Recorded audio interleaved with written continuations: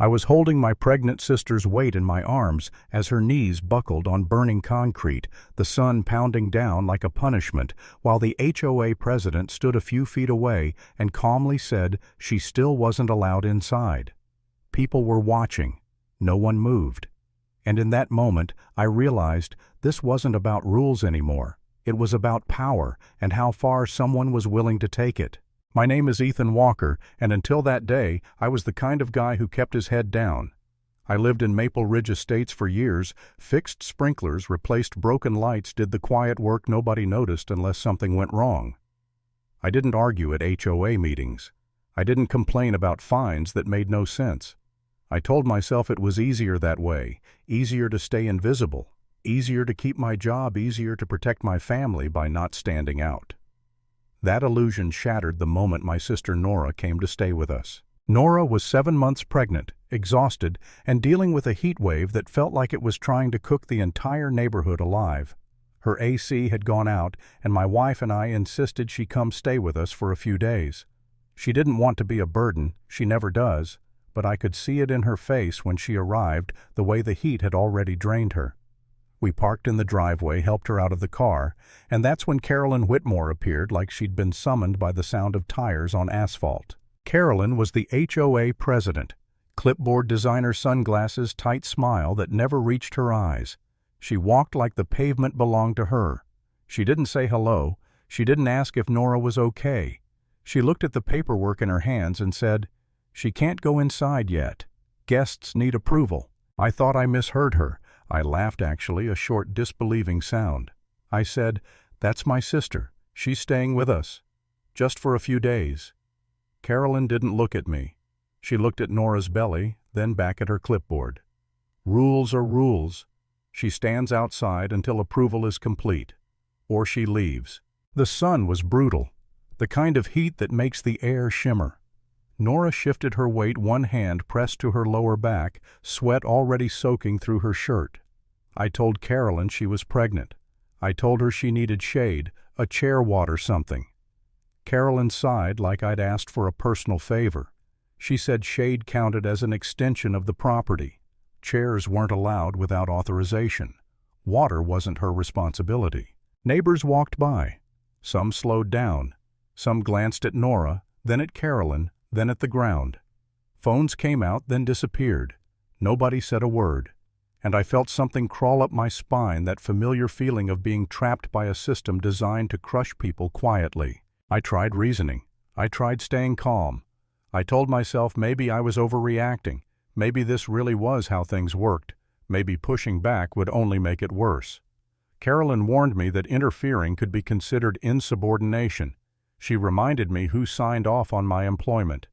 That word employment hit harder than I expected. My job paid our mortgage. My job fed my kid. And suddenly I was standing there wondering if protecting my sister meant risking everything else. The heat kept climbing. Nora's breathing got shallow. Her face lost color. She tried to smile at me and whispered that she was fine, that she could handle it, but her hands were shaking. I watched sweat drip down her neck, dark patches spreading across her shirt, and for the first time doubt crept in. Not about Carolyn, but about myself. I wondered if I was failing her by hesitating. I wondered if keeping the peace was just another word for cowardice. Then her knees gave out. It happened fast. 1 second she was leaning against the wall, the next her weight collapsed forward. I caught her before her head hit the concrete. Her body was burning hot, her breath ragged. I lowered her carefully, shielding her from the pavement, calling her name over and over. A child nearby gasped. Someone muttered, "Oh my God!" And Carolyn stepped closer and said, "Don't touch her. She's still out of compliance." That was the moment something inside me broke.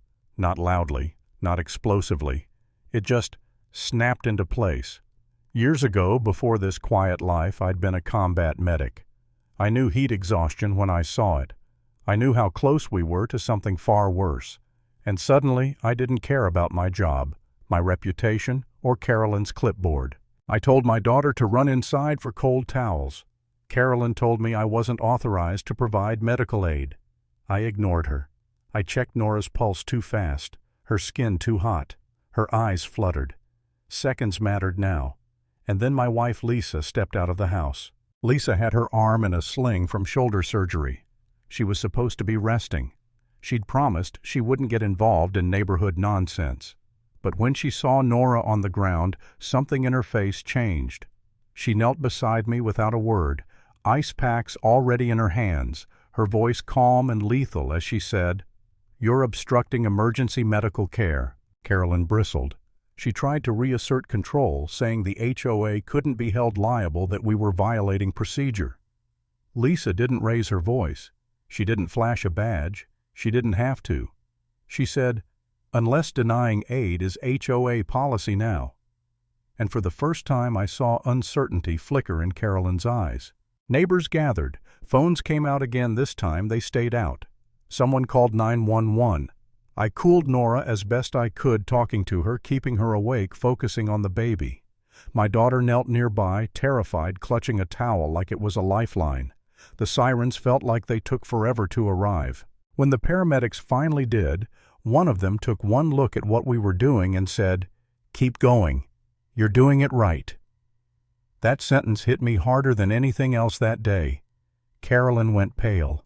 Authority drained from her posture as the professionals took over, confirming heat exhaustion near heat stroke fetal distress. They loaded Nora onto a stretcher oxygen mask in place and asked if I was family. I climbed into the ambulance without thinking. At the hospital, everything blurred into fluorescent lights and beeping monitors. Nora stabilized. The baby's heartbeat evened out. Doctors told me if she'd stayed in that heat much longer, we could have lost both of them. I sat there staring at my hands shaking, replaying every moment I hesitated, every second I tried to keep the peace instead of taking control sooner. Back at the neighborhood, Lisa didn't let the moment pass. Neighbors who'd been silent came forward with videos, statements, apologies.